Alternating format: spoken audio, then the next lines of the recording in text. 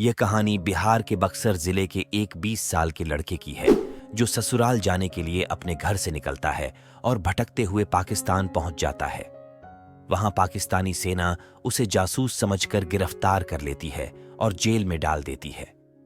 पूरे 12 साल बाद जब उसकी रिहाई होती है और वह भारत वापस आता है तो उसकी आपबीती सुनकर लोगों के रोंगटे खड़े हो जाते हैं। आखिर कौन था ये लड़का? वह बक्सर से पाकिस्तान कैसे पहुंच गया? उसके साथ क्या क्या घटित हुआ? ये सब जानेंगे आज के इस एपिसोड में। स्वागत है दोस्तों बियॉन्ड द मिस्ट्री जोन में। अगर आप हमारे चैनल पर नए हैं तो कृपया चैनल को सब्सक्राइब कर लीजिए। हम रोज ऐसी सच्ची और दिलचस्प कहानियां लेकर आते हैं। साल 2011 की बात है। बिहार के बक्सर जिले के चौसा प्रखंड में एक गांव है खिलाफतपुर। 20 साल का छवि अपने परिवार के साथ यहां रहता है। छवि शादीशुदा था और मंदबुद्धि था। वह अक्सर अपने घर से कहीं गायब हो जाता था, कहीं खो जाता था और 2 या 4 दिन में वापस लौट आता था। एक दिन छवि को अपने घर वालों से पता चलता है कि उसे एक बेटा हुआ है। दरअसल छवि की पत्नी अनीता अपने मायके में थी। छवि की शादी बिहार के आरा जिले के एक छोटे से गांव में हुई थी। घर वालों से बेटे के जन्म की खबर सुनने के बाद छवि अपने बेटे को देखने और अपनी पत्नी से मिलने ससुराल निकल पड़ता है। छवि पास के ही चौसा रेलवे स्टेशन से आरा के लिए ट्रेन पकड़ता है। ट्रेन चल पड़ती है और 20 घंटे की यात्रा के बाद ट्रेन अपने गंतव्य स्थान पर रुकती है। ट्रेन से उतरने के बाद छवि को महसूस होता है कि यह आरा रेलवे स्टेशन नहीं है। छवि उस स्टेशन और वहां आसपास की जगहों से बिल्कुल अनजान था, क्योंकि छवि अब पंजाब पहुंच चुका था। वह एक बार फिर से खो चुका था, लेकिन इस बार छवि अपने घर 2 या 4 दिन में नहीं बल्कि पूरे 12 साल बाद वापस पहुंचने वाला था। दरअसल आरा के लिए ट्रेन पकड़ते समय समझ में न आने के कारण वह पंजाब जाने वाली ट्रेन में बैठ गया था। 2 दिन तक ससुराल न पहुंचने पर छवि के घर वाले भी खोजबीन शुरू कर देते हैं। काफी खोजबीन होती है, जगह जगह पोस्टर लगवाए जाते हैं, लेकिन छवि का कोई पता नहीं चलता। इधर छवि भटकते भटकते पंजाब पाकिस्तान बॉर्डर पार कर जाता है।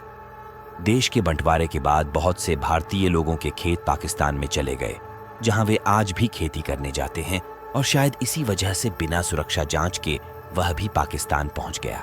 छवि काफी दिनों तक पाकिस्तान में भी भटकता रहा, लेकिन एक दिन पाकिस्तानी पुलिस की नजर छवि पर पड़ती है और पुलिस छवि को भारतीय जासूस समझकर गिरफ्तार कर लेती है। छवि से जेल में पुलिस पूछताछ करती है तो छवि बताता है कि वह ससुराल जा रहा था, लेकिन यहां आ गया। फिर भी पाकिस्तानी पुलिस छवि को मारती पीटती है और हमेशा पूछताछ करती है। छवि हर बार यही बात दोहराता कि वह ससुराल जा रहा था और पता नहीं कैसे यहां आ गया। अब छवि के खिलाफ पाकिस्तान की अदालत में केस चलने लगता है। यह केस पूरे 12 साल तक चलता है और हर बार कोई सेना का उच्च अधिकारी आता और छवि को मारता पीटता और उससे पूछताछ करता, लेकिन मानसिक रूप से बीमार छवि हर बार वही जवाब दोहराता या फिर कोई जवाब नहीं देता। जवाब न देने पर उसे और पीटा जाता। छवि ने बताया कि जेल में रहने के दौरान उसे खाने में सिर्फ रोटी और दाल दी जाती थी।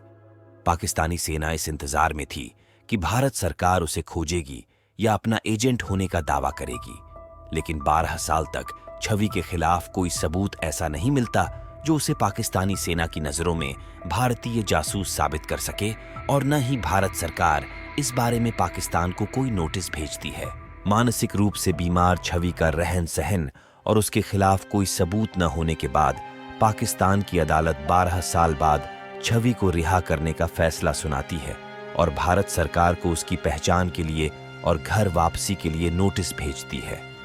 इधर छवि के घर वाले छवि के काफी दिनों तक घर न लौटने के बाद पुआल का पुतला जलाकर छवि का अंतिम संस्कार कर चुके थे। छवि के गायब होने के 2 महीने बाद ही उसकी पत्नी अनीता भी दूसरी शादी कर लेती है। छवि के गायब हुए 12 साल हो चुके थे।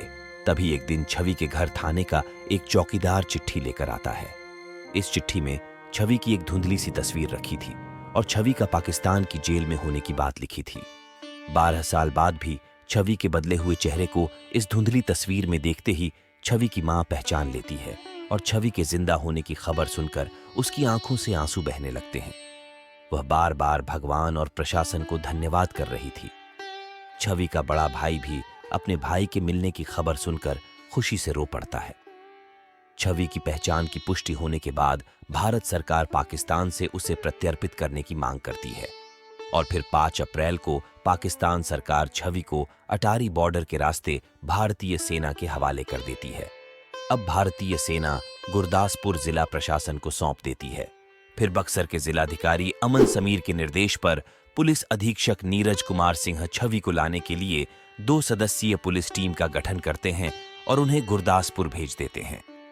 सबसे पहले छवि को थाने लाया जाता है और फिर वहां से छवि को घर भेजा जाता है।